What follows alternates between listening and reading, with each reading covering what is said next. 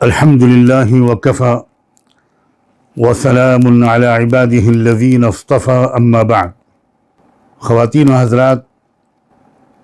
آج میں آپ کی خدمت میں جو حاضر ہوں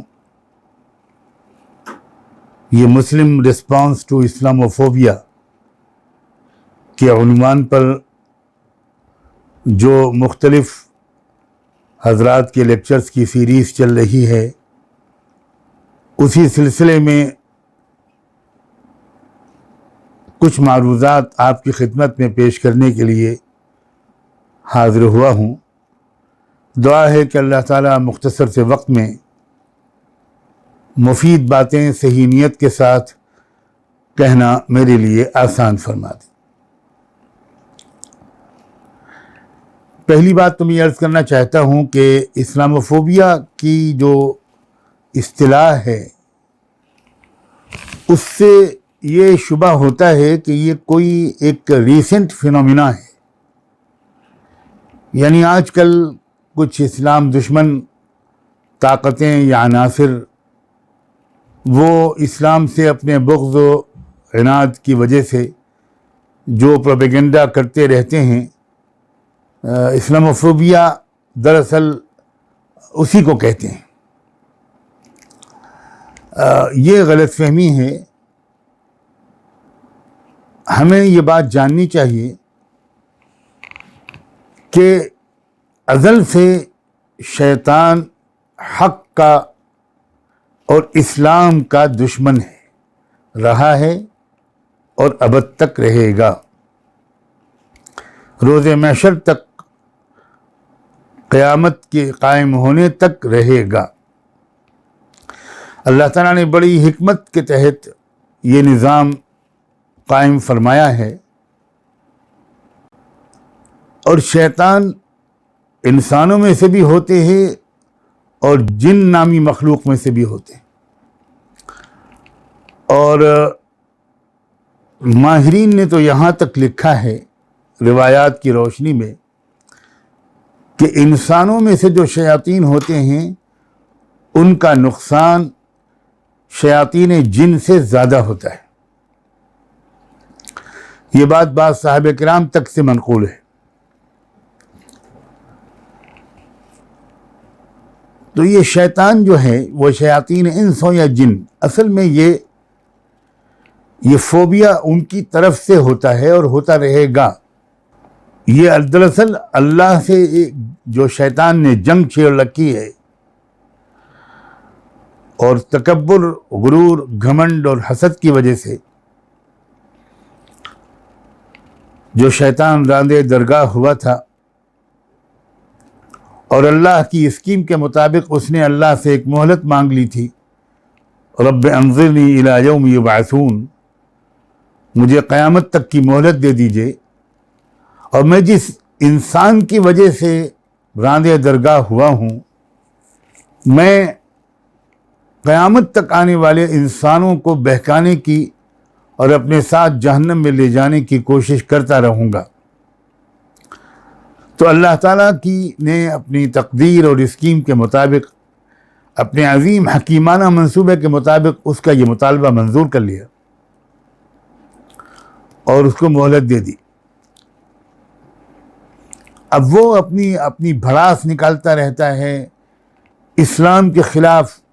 اہل اسلام کے خلاف طرح طرح سے پروپیگنڈا کرنا، اشتعال دلانا، شکوک پیدا کرنا، گمراہ کرنا، اسلام کی حقانیت اور صداقت پر ان کے اعتماد کو کمزور کرنا، ان کو کفر و گمراہی کی طرف واپس لے کر جانے کی کوشش کرنا، یہ شیطان کا مقصد حیات ہے، یہ شیطان کا مقصد وجود ہے۔ وہ 24 گھنٹے اسی کام میں لگا ہوا ہے، اور اللہ تعالیٰ نے یہ بات بار بار انسانوں کو سمجھائی بھی ہے۔ ہم رات کے اندھیرے میں ہم پر حملے نہیں ہو رہے ہیں، ہم پر دن کے اجالے میں حملے ہو رہے ہیں۔ کوئی شکایت نہیں کر سکتا کہ ہمیں تو باخبر ہی نہیں کیا اللہ نے۔ اللہ تعالیٰ نے سینکڑوں مقامات پر اپنی کتاب میں اس بات سے اپنے بندوں اور بندیوں کو باخبر کیا ہے کہ ایک دشمن ہے جو تمہارے پیچھے پڑا ہوا ہے اور وہ تمہاری رگوں میں دوڑنے کی قدرت رکھتا ہے، تمہارے خون میں شامل ہو جاتا ہے، تمہارے اندر اتر آتا ہے،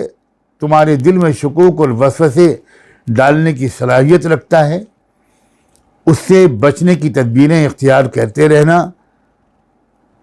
بار بار مجھ سے پناہ اور مدد مانگتے رہنا، اس کی پرفریب باتوں میں مت آنا۔ یہی ہے اسلاموفوبیا، جو مختلف قسم کے انداز سے مینیفیسٹیشن اس کا ہوتا ہے، الگ الگ طریقے سے وہ جو دشمنی ہے اس کی وہ ظاہر ہوتی ہے۔ ہمارے اس دور میں ہم جو کچھ دیکھ رہے ہیں، خاص طور پر ابھی پچھلے چند مہینوں میں جو یاد تازہ ہوئی ہے، ایک نیا تجربہ ہوا مغربی ملکوں میں اسلاموفوبیا کا، جبکہ رحمت دو عالم صلی اللہ علیہ وآلہ وسلم کے خاکے اڑائے گئے، کارٹون بنائے گئے، اور بعض مغربی ملکوں میں جس میں فرانس اس وقت سر فہرست ہے، اس نے سرکاری طور پر ان کارٹونوں کی تشہیر کروائی اور حضور اکرم صلی اللہ علیہ وآلہ وسلم کا مذاق اڑانے کی جو کوشش ہو رہی ہے، اس میں ایک لیڈنگ رول فرانسیسی حکومت نے پلے کیا، اور اس کا بھی کچھ رد عمل ہوا۔ کچھ مسلمان نوجوان طیش میں آ گئے اور انہوں نے کچھ لوگوں پر قاتلانہ حملہ کر دیا، اور پھر اس کے طرف کچھ فرانسیسی باشندوں نے بھی کچھ مسلمانوں پر حملہ کر دیا۔ گزشتہ سال بھی یہ تماشا ہوا تھا، ایک اخبار نے کارٹون چھاپے تھے، پھر اس اخبار کے دفتر پر حملہ ہوا تھا۔ تو یہ اسلاموفوبیا، اور پھر اس کے جو مسلمانوں کے کچھ مسلمانوں کی طرف سے جو رد عمل سامنے آتے، اس کو بارے میں بہت گہرائی کے ساتھ اور دیانتداری کے ساتھ سمجھنے کی ضرورت ہے کہ کیا یہ رد عمل جو مسلمانوں کی طرف سے غصے اور اشتعال کی شکل میں سامنے آتے ہیں اور ایک ریئیکشن ہوتا ہے جس میں جارحیت کے جواب میں جارحیت کا راستہ اختیار کیا جاتا ہے، کیا یہ صحیح راستہ ہے؟ کیا اسلاموفوبیا کے مقابلے کے لیے قرآن نے ہمیں کچھ ہدایات دی ہیں، کچھ رہنمائی ہماری کی ہے؟ اس وقت جو لیکچرز آپ کے سامنے چل رہے ہیں اور مجھ سے جو فرمائش کی گئی ہے، اس میں بہت قدر کی نظر سے دیکھتا ہوں اس جملے کو بھی، کہ مجھ سے کہا گیا ہے کہ قرآن و سنت کی روشنی میں مسلمانوں کا طرز عمل اسلاموفوبیا کے مقابلے کے سلسلے میں کیا ہونا چاہیے، اس پر روشنی ڈالی جائے۔ سورہ انعام کی آیت نمبر 112 اور 113 کی میں آپ کو یاد دلاتا ہوں۔ اللہ تعالیٰ نے اس آیت میں، ان دونوں آیتوں میں ارشاد فرمایا، وَكَذَلِكَ جَعَلْنَا لِكُلِّ نَبِيٍّ عَدُوًّا شَيَاطِينَ الْإِنسِ وَالْجِنِّ يُوحِي بَعْضُهُمْ إِلَى بَعْضٍ زُخْرُفَ الْقَوْلِ غُرُورًا وَلَوْ شَاءَ رَبُّكَ مَا فَعَلُوهُ فَذَرْهُمْ وَمَا يَفْتَرُونَ۔ اللہ تعالیٰ نے ارشاد فرمایا ہے کہ دیکھو اے محمد، ہر نبی کے پیچھے دشمن ہم نے کھڑے ہونے دیے ہیں، شیاطین انس میں سے بھی اور شیاطین جن میں سے بھی۔ جو انسانوں میں سے شیطان ہوتے ہیں انہوں نے بھی ہر نبی کی دشمنی کی ہے، اور جو جنات میں سے شیاطین ہوتے ہیں انہوں نے بھی ہر نبی کی دشمن بن کر انہوں نے نہ جانے کیا کیا سازشیں اور کوششیں کی ہیں۔ اور ایک کوشش کا یہاں پر قرآن نے ذکر کیا، یوحی بعضهم الی بعض زخرف القول غرورا، یہ جو شیاطین ہیں یہ ایسی باتیں پھیلاتے ہیں آپس میں، جو باتیں دیکھنے میں بڑی خوبصورت معلوم ہوتی ہیں لیکن ہوتی ہیں وہ بہت خراب باتیں، بہت گمراہ کن باتیں، بہت دھوکے اور فریب میں مبتلا کرنے والی باتیں، لیکن اس کو پالش کر کے اس انداز سے پیش کیا جاتا ہے کہ جیسے وہ بہت ہی ایک مہذب قسم کی بات ہے۔ یہ شیاطین کا مستقل کام ہے۔ اور ایک بہت اہم بات جس پر میں چاہوں گا کہ آپ سب بہت توجہ دیں، اس کے بعد اللہ نے فرمایا وَلَوْ شَاءَ رَبُّكَ مَا فَعَلُوهُ، اگر اے محمد تمہارا رب چاہتا تو یہ شیاطین ایسا کچھ نہیں کر سکتے تھے۔ اس کا مطلب یہ ہوا کہ اللہ تعالیٰ ان شیاطین کو یہ سب کرنے کی چھوٹ دے رہا ہے، اس کے پیچھے اللہ تعالیٰ کا کچھ ارادہ ہے، کچھ منصوبہ ہے۔ یہ اسلام دشمن شیطانی طاقتیں جو کچھ کرتی ہیں، کر رہی ہیں، ماضی میں جو کچھ کیا تھا، آج جو کچھ کر رہی ہیں اور آئندہ جو کچھ کریں گی، یہ اللہ کی منصوبہ بندی کے اندر شامل ہوگا۔ یہ اس کے ماتحت رہ کر یہ کام کریں گے۔ ایسا نہیں ہے کہ اللہ تعالیٰ بے بس ہے، کچھ کر نہیں سکتا۔ ان کی طاقت اللہ کی طاقت سے بڑی ہے، اس لیے اللہ تعالیٰ نے صاف صاف فرما دیا کہ یہ تو رب کی مشیت کے تحت یہ لوگ یہ سارے کام کر رہے ہیں۔ اچھا، اب ہمیں کیا کرنا چاہیے؟ ہمارا موقف، ہمارا ریئیکشن، ہمارا رد عمل، ہمارا طرز عمل کیا ہونا چاہیے؟ صاف صاف اللہ تعالیٰ نے فرمایا فَذَرْهُمْ وَمَا يَفْتَرُونَ، یہ لوگ جو کچھ بھی کہتے رہیں، افترا پردازی کرتے رہیں، بے بنیاد باتیں پھیلاتے رہیں، تم ان کو بھی نظر انداز کرتے رہو اور ان کے بے بنیاد اور باطل پروپیگنڈے کو بھی نظر انداز کرتے رہو۔ یہ بہت اہم بات ہے۔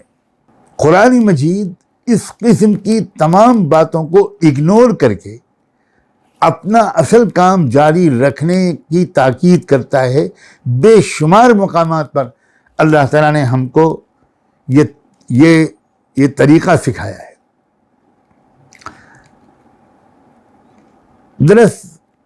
سوچئے ذرا، اگر ہم نے ریئیکٹ کیا اور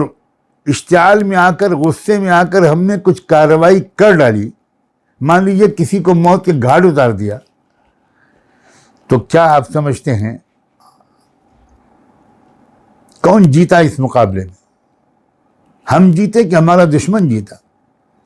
دشمن چاہتا ہی ہم کو دراصل پرووک کرنا، یہی اس کا مقصد ہے۔ وہ اشتعال دلانا چاہتا ہے، وہ ہم کو غصے میں مبتلا کرنا چاہتا ہے، غصہ دلانا چاہتا ہے، تاکہ ہم غصے میں آ کر کوئی ایسا کام کر بیٹھیں گے جس سے اسلام کی طرف بڑھتے ہوئے ہزاروں مردوں اور عورتوں کے قدم رک جائیں گے۔ نفرت راستہ روک دے گی ہدایت کا، نفرت پیدا ہوگی، خوف پیدا ہوگا، غصہ پیدا ہوگا، اور لوگوں کو یہ پروپیگنڈے کو قبول کرنا آسان ہو جائے گا کہ یہ لوگ بڑے وحشی ہیں، ان سویلائزڈ ہیں، ان کے ہاں ٹالرنس نہیں ہے، ان کے ہاں قوت برداشت نہیں ہے، ان کے ہاں فریڈم آف ایکسپریشن نہیں ہے۔ یہ بہت ہی بیکورڈ قسم کے، ان سویلائزڈ قسم کے لوگ ہیں۔ اور اگر آپ نے نظر انداز کر دیا، اگنور کر دیا، اور آپ اپنے کام میں آپ لگے رہے، میں ابھی انشاءاللہ اس کی وضاحت کرنے کی کوشش کروں گا کہ اپنے کام سے کیا مراد ہے۔ میں اپنی طرف سے کوئی بات نہیں کہوں گا، قرآن مجید نے ہمارے ذمے کیا کام کیا ہے، اور خاص طور پر اسلاموفوبیا کے جواب میں ہم کو کیا کام کرنا ہے اور کس کام کو بڑھاتے چلا جانا ہے، یہ میں ابھی قرآن کی روشنی میں انشاءاللہ آپ کے سامنے پیش کروں گا۔ لیکن میں اس سورہ انعام کی اس آیت کو مکمل کر دوں، اس لیے کہ اگلی آیت میں اللہ تعالیٰ نے ارشاد فرمایا یہ کہنے کے بعد کہ دیکھو ان کے اس پروپیگنڈے کے جواب دینے کے چکر میں نہ پڑنا، تم بالکل اگنور کرو، فذرہم، لیو دیم، اگنور دیم، اور جو کچھ بھی وہ افترا پردازی کر رہے ہیں اس کو بھی تم بالکل نظر انداز کرو۔ وَلِتَصْغَىٰ إِلَيْهِ أَفْئِدَةُ الَّذِينَ لَا يُؤْمِنُونَ بِالْآخِرَةِ، اور یہ بات بھی اللہ تعالیٰ نے پوائنٹ آؤٹ کر دی، بالکل صاف صاف لفظوں میں کہہ دیا کہ کون لوگ اس پروپیگنڈے سے متاثر ہوں گے؟ وہ لوگ جن کا آخرت پر یقین نہیں ہے وہ متاثر ہوں گے۔ اس کا مطلب یہ ہوا کہ اپنے دلوں کے اندر آخرت کے یقین کو مضبوط کرتے رہنا، اپنوں کے دلوں کے اندر آخرت کے یقین کو مضبوط کرتے کی کوشش کرتے رہنا، اور آخرت پر یقین ہی کی دعوت انسانیت کو دینے کے کام کو جاری رکھنا، یہ پازیٹیو کام ہے جن میں تم کو لگے رہنا چاہیے۔ اس لیے کہ آخرت پر ایمان انسان کی عقل میں ایک میچورٹی پیدا کرتا ہے، انسان کے اندر انتظار کی قوت دیتا ہے۔ میرے الفاظ پر پلیز غور کیجیے گا، سارے ظلم کا بدلہ دنیا میں نہیں ملنا، اور سارے صبر کا پھل دنیا ہی میں نہیں ملنا۔ ہم اگر صبر کریں گے، اپنے کام کو جاری رکھیں گے، تو ہمیں اس کا زبردست انعام دنیا میں بھی ملے گا اور آخرت میں ملے گا، جو ہمارا اصل ہدف اور مقصود ہے۔ اور جو لوگ ظلم کریں گے ان کو ظلم کی سزا صرف دنیا ہی میں نہیں ملنا، دنیا سزا کی جگہ نہیں ہے، نہ جزا کی جگہ ہے، یہ عمل کی جگہ ہے۔ تو انتظار کرو، انتظار کرنا بہت آسان ہوگا، صبر کرنا آسان ہوگا ان لوگوں کے لیے جو آخرت پر یقین رکھتے ہیں۔ وَلْيَرْضَوْهُ وَلْيَقْتَرِفُوا مَا هُمْ مُقْتَرِفُونَ، تو جو لوگ آخرت پر یقین نہیں رکھتے وہی خوش ہوں گے ان باتوں کو، ان باطل پروپیگنڈے کو سن کر، اور اسی راستے پر وہ چلنا شروع کر دیں گے۔ تو بنیادی مسئلہ ہوا اس آیت کی روشنی میں آخرت پر ایمان، آخرت پر یقین ایک ذوق بناتا ہے۔ آخرت کی جو فکر ہے یہ ایک ذوق بناتا ہے۔ اس ذوق کے اندر کیا اس مزاج کے اندر کیا خوبیاں پیدا ہوتی ہیں، کاش کے وقت ہوتا اور میں تفصیل سے بیان کرتا۔ آخرت کا استحضار اور آخرت کا یقین، ذوق عبادت، ذوق انابت، ذوق دعا، یہ سب چیزیں پیدا کرتا ہے جو حملوں کے مقابلے کے لیے ہم کو ایک روحانی طاقت دیتی ہیں، جس میں مشکل سے مشکل چیلنجز کا مقابلہ کرنا ہنستے کھیلتے آسان ہو جاتا ہے، اور یہ سب نتیجہ اور ثمرہ ہوتا ہے آخرت پر یقین کا اور آخرت کی فکر اور اس کے استحضار کا۔ جس طرح سورہ انعام کی اس آیت میں یہ کہا گیا کہ یہ تو ہر نبی کو اس قسم کے اسلاموفوبیا کا سامنا کرنا پڑا ہے، جس طرح کے اسلاموفوبیا کا سامنا اے محمد تم کو کرنا پڑ رہا ہے، تمہارے ساتھیوں کو کرنا پڑ رہا ہے، اسی بات کو بھی اللہ تعالیٰ نے سورہ رعد کی آیت نمبر 32 میں ارشاد فرمایا،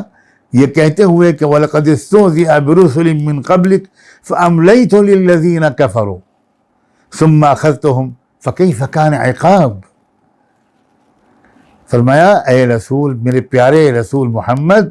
تم سے پہلے جتنے رسول آئے ان سب کا بھی مذاق اڑایا گیا، ان سب کے بھی خاکے اڑائے گئے۔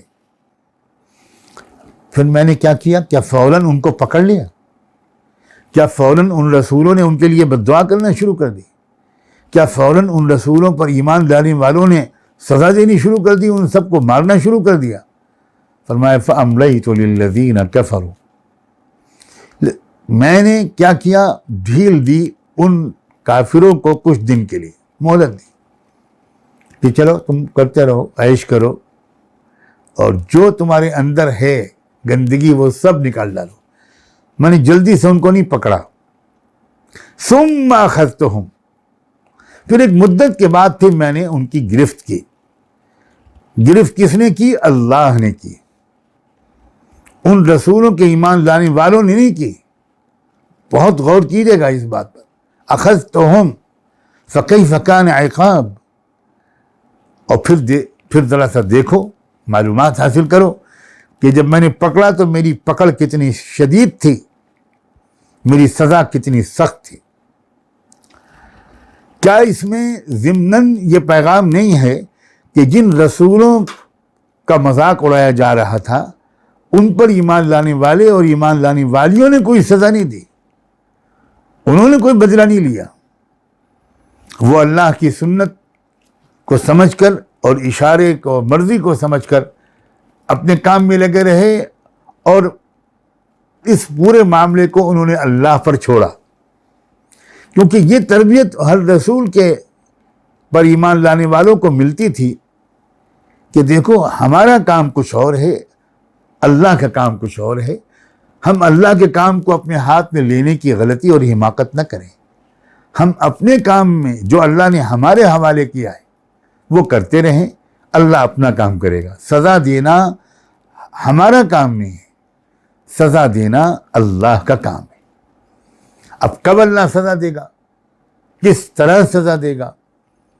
کس کو سزا دے گا، یہ سب اللہ جانے۔ ہمارا کام تو وہ ہے جس کے ہم مکلف ہیں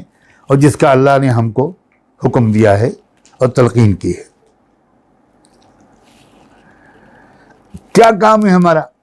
میں اس کے لیے ایک اور آیت آپ کی خدمت میں پیش کرتا ہوں۔ اسی سورہ رعد کی آیت نمبر 40 اور 41 پر غور فرمائیے۔ اللہ نے اس میں ارشاد فرمایا وَإِمَّا نُرِيَنَّكَ بَعْضَ الَّذِي نَعِدُهُمْ أَوْ نَتَوَفَّيَنَّكَ۔ مکی دور میں جبکہ ظلم کی پہاڑ ٹوٹے جا رہے تھے، ظلم کے پہاڑ توڑے جا رہے تھے، اس دور میں یہ آیت اتری ہے۔ اس میں اللہ نے ارشاد فرمایا کہ دیکھو محمد، جو وعدے ہم کر رہے ہیں ان دشمنوں کے بارے میں، یہ سب وعدے ابھی فوراً پورے ہو جائیں گے تمہاری زندگی میں، یہ بالکل مت غلط فہمی میں مبتلا مت ہونا۔ ہو سکتا ہے کچھ وعدے تمہاری زندگی میں ہم پورے کر دیں اور کچھ وعدے تم کو اپنے پاس بلانے کے بعد پورے کریں، تو تمہارا کام سزا کے منتظر رہنا بالکل نہیں ہے، یہ تو ہم پر چھوڑو، کب ہم سزا دیں گے یہ ٹائمنگ کا فیصلہ ہم پر چھوڑو۔ ایسا لگتا ہے کہ اللہ تعالیٰ بظاہر تو رسول اللہ کو خطاب کر رہے ہیں، لیکن وہ صحابہ جو مارے جا رہے تھے، پیٹے جا رہے تھے، گھسیٹے جا رہے تھے، سولی چڑھائے جا رہے تھے، مکے کے اندر ظلم کے پہاڑ ان پر توڑے جا رہے تھے، ان کو اللہ تعالیٰ تسلی دے رہا ہے کہ دیکھو اپنے آپ پر قابو پاؤ اور انتظار کرو، فیصلہ ہم پر چھوڑو کہ ان ظالمانہ مجرمانہ حرکتوں کی سزا ہم کب دیں گے، ابھی دے دیں محمد کی زندگی میں، اور یہ بھی ہو سکتا ہے کہ ہم بعد میں دیں، اب تم اپنے کام میں لگے رہو، ہمارا کام اپنے ہاتھ میں مت لو۔ یہ ہے اصل آج کے موضوع کا خاص نقطہ کہ ہمارا کام کیا ہے اور اللہ کا کام کیا ہے۔ اس آیت میں اللہ نے صاف فرمایا انما علیک البلاغ وعلینا الحساب، محمد تمہارا کام تو میرے دین کے پیغام کو اور سچائی کی آواز کو لوگوں تک پہنچاتے رہنا ہے، یہ تمہارا کام، وعلینا الحساب، اور حساب و کتاب اور سزا جزا یہ ہمارا کام۔ صاف بات ہے، اسلاموفوبیا کے جواب میں سزا کی کوششیں کرنا یہ ہمارا کام نہیں ہے۔ ہمارا کام تو ہے اللہ کے بندوں اور بندیوں تک اللہ کے محبت بھرے پیغام کو پہنچاتے رہنے کی کوشش کو جاری رکھنا، اور یہ ان کوششوں کا نتیجہ بیان کرتے ہوئے اللہ تعالیٰ فرما رہے ہیں اولم یروا انا نأتی الارض ننقصها من اطرافها واللہ یحکم لا معقب لحکمہ۔ کیا یہ لوگ نہیں دیکھتے اس بات کو کہ ہم چاروں طرف کے زمین کے چاروں طرف، ملک کے چاروں اطراف کی طرف سے ہم زمین کو سمیٹتے چلے آ رہے ہیں، یعنی اس کا مطلب یہ ہے کہ سرزمین کفر کے میں چاروں طرف سے لوگ ایمان لا رہے ہیں اور اسلام لانے والوں کی تعداد دن بدن بڑھ رہی ہے۔ یہ مکی دور کی بات ہے میرے عزیز بھائیوں اور بہنوں، یہ اس دور کی بات ہے جب اس مسلمان مظلوم تھے اور محکوم تھے، بظاہر بہت بے بس تھے، بظاہر دبے کچلے تھے، اور پورے جزیرہ عرب کی طاقتیں ان پر حملہ آور تھیں اور ان کو ٹارچر کر رہی تھیں، اور اس دور میں بھی اسلام پھیل رہا تھا۔ کاش کہ ہمارا مطالعہ کچھ اس رخ کا ہوتا کہ اس وقت بھی جو مغربی دنیا کا حال ہے، ذرا تازہ ترین حالات ہی آپ اگر سمجھ لیں کہ کیا ہو رہا ہے یورپ میں اور امریکہ میں۔ امریکہ کے بارے میں CNN کی رپورٹس آئی ہیں جس میں کہا گیا ہے کہ امریکہ میں سب سے زیادہ تیزی سے پھیلنے والا مذہب اسلام ہے، اور امریکہ کے پریزیڈنٹ کلنٹن نے اپنی ایک تقریر میں یہی جملہ بولا تھا، the fastest growing religion in United States of America is Islam۔ میری خود ایک گفتگو امریکی انتظامیہ کے کچھ لوگوں سے اور امریکی کانگریس کے کچھ ممبران سے بہت زمانہ پہلے اس صدی کے شروع ہوتے وقت غالباً ہوئی تھی، جس میں اسٹیٹسٹکس اور اعداد شمار بھی میرے سامنے آئے تھے، اور یہ ان سب نے اعتراف کیا تھا کہ امریکہ میں، شمالی امریکہ میں، جنوبی امریکہ میں تیزی کے ساتھ پھیلنے والا مذہب اب صرف اسلام ہے۔ بہت سے میڈیا ہاؤسز کی رپورٹس ہیں، میں نے الفرقان کے دسمبر 2020 کے شمارے میں ایڈیٹوریل میں کافی چیزیں کوٹ کی تھی مغربی میڈیا سے۔ CCTV نیوز نے کیا کہا تھا، اس کی رپورٹر جو شاید انڈین لگتی ہیں اپنے نام سے، پریا سریدھر، انہوں نے RT نیوز کی جو وہ رپورٹر تھی، میں معافی چاہتا ہوں، وہ CCTV نیوز کی رپورٹر نہیں بلکہ RT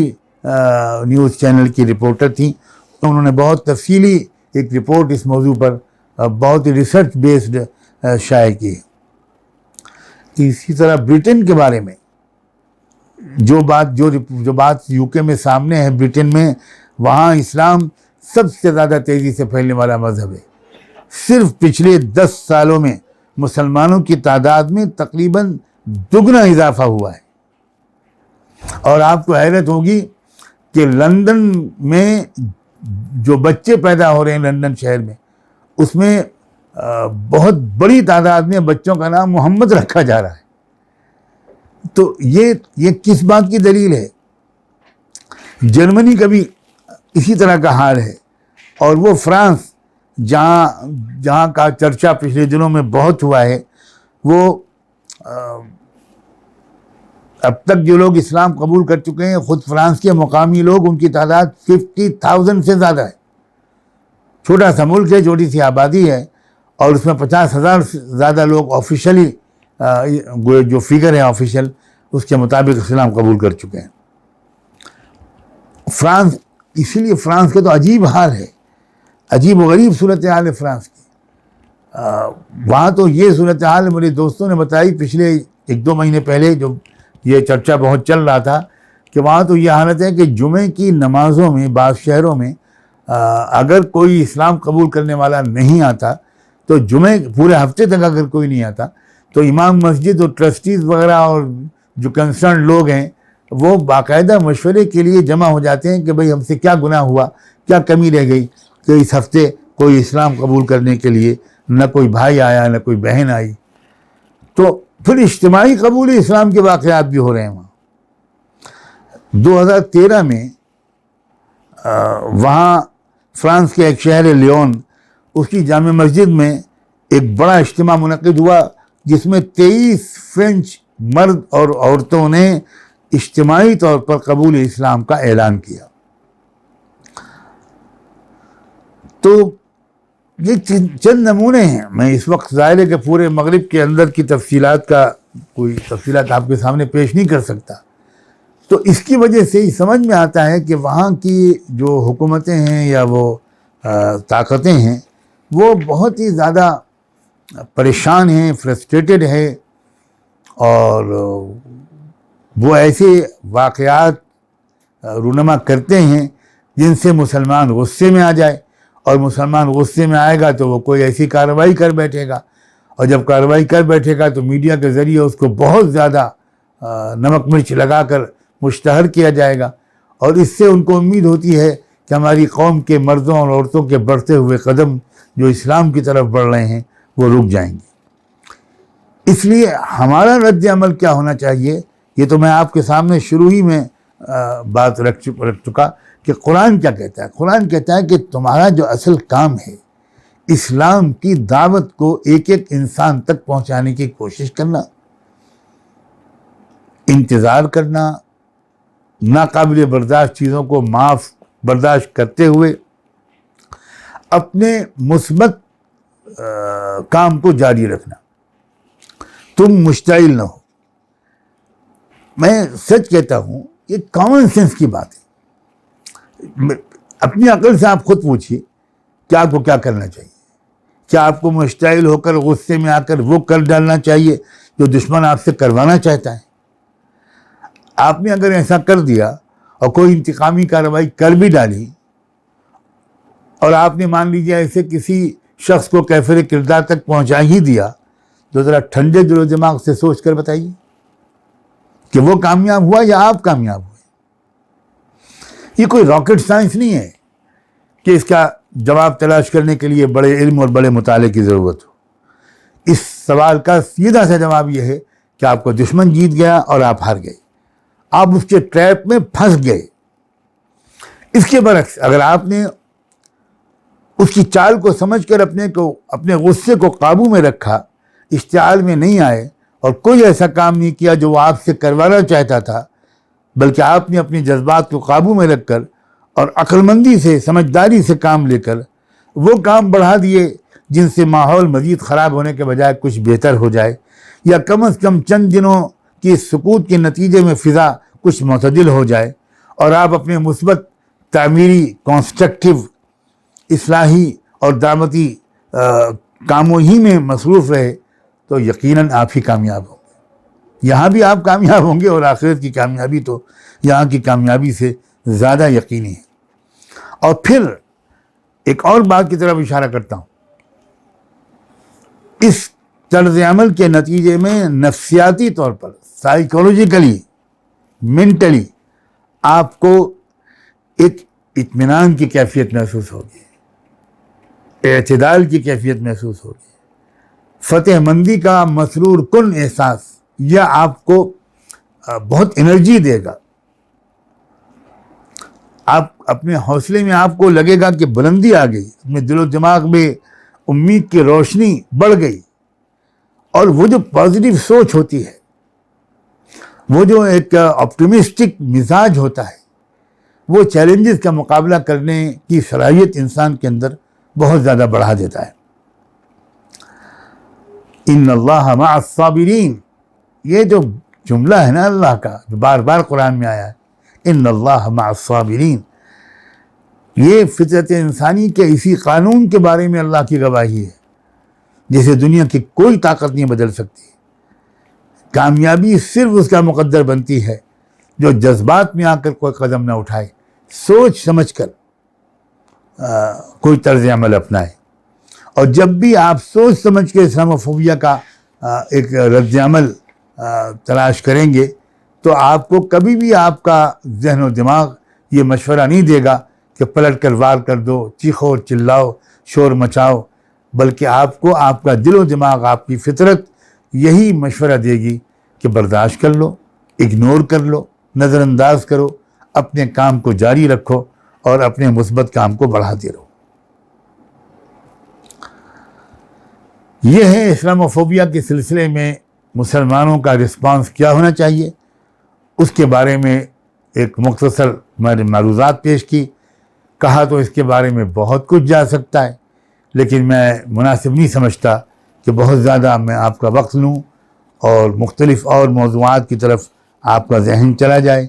میں مناسب یہ سمجھتا ہوں، بہتر یہ سمجھتا ہوں کہ جو کچھ میں نے عرض کیا ہے اسی پر آپ کی توجہ مرکوز رہے۔ ہمیں اسلاموفوبیا سے بالکل نہیں گھبرانا۔ یہ پوری دنیا میں اس وقت جو شیطان قوموں کو دشمن بنا رہا ہے، اس کی ایک وجہ یہ ہے کہ شیطان کو وہ وقت اب بہت قریب نظر آ رہا ہے جس میں اسلام دنیا میں ہر کچے پکے گھر میں داخل ہوگا، ہر طرف کلمہ ہی کلمہ ہوگا، اسلام سر بلند ہوگا، اللہ کا کلمہ بلند ہوگا، انصاف کا نظام قائم ہوگا، اور شیطان کی ہزاروں سال کی کوششیں وہ خائب و خاسر ہوں گی۔ اس مستقبل کو شیطان دیکھ رہا ہے اور اس کو دور سے دور کرنے کی کوشش کر رہا ہے۔ شیطان جانتا ہے کہ یہ جو اینڈ آف دا ٹائم کا زمانہ ہے، اس کا اختتام کس طرح ہوگا، آئندہ آنے والے دنوں میں کیا ہوگا، ہم نہ جانتے ہوں لیکن شیطان جانتا ہے۔ لیکن شیطان کے مزاج میں خدا کے فیصلے کے سامنے سرنڈر کرنا روز اول سے نہیں ہے۔ وہ خدا کے فیصلے کے خلاف جنگ کرنے کا عادی ہے، اور جیسے فرعون نے خدا کے فیصلے کے خلاف اعلان جنگ کیا تھا تو اس کا کیا انجام ہوا، وہی انجام شیاطین انس و جن کا ہوگا، مستقبل اسلام کا ہے، اس میں کوئی شک نہیں ہے۔ اس بارے میں بہت سے اشارات قرآن و حدیث میں موجود ہیں، اور اب تو دنیا میں اس وقت جو کچھ ہو رہا ہے تو ظاہری علامتیں بھی یہی بتا رہی ہیں کہ اسلام کا مستقبل روشن ہے، اور انسانی برادری کی بہت بڑی تعداد وہ ہوگی جو انشاءاللہ مشرف باسلام ہوگی۔ اس لیے ہم سب کو کسی خوف و ہراس میں بھی مبتلا ہونے کی ضرورت نہیں، غصے میں آنے کی بھی کوئی ضرورت نہیں۔ ہم کو اپنے کام کو جاری رکھنا چاہیے، سمجھداری اور بہادری دونوں کے ساتھ حالات اور چیلنجز کا مقابلہ کرنا چاہیے۔ نہ صرف سمجھداری کافی ہے، نہ صرف بہادری کافی ہوگی، ہمیں دونوں کے ایک حسین امتزاج کی ضرورت ہے، اور یہ حاصل ہوگا ایک اچھی اور جامع تربیت کے ذریعے۔ میں امید کرتا ہوں کہ ہم سب اپنے لیے اس تربیت کا سامان فراہم کریں گے، تلاش کریں گے کہ کہاں سے ہم کو ایک جامع، معتدل، بیلنسڈ اور متوازن اور کمپریہنسو قسم کی تربیت مل سکتی ہے، جس تربیت کے ذریعے ہمارے اندر بہادری اور شجاعت کا عنصر بھی مضبوط ہو، اور سمجھداری اور دانش مندی کا بھی عنصر مضبوط ہو، اور حکمت اور ہمت، ان دونوں کے حسین امتزاج کے ذریعے انشاءاللہ ہم اللہ کی مدد سے ان چیلنجز کا سامنا کرنے میں کامیاب ہوں گے۔ اللہ تعالی ہم سب کو کامیاب فرمائے، استقامت، اخلاص اور ہمت اور حکمت کی نعمتیں عطا فرمائے۔ وآخر دعوانا ان الحمد للہ رب العالمین۔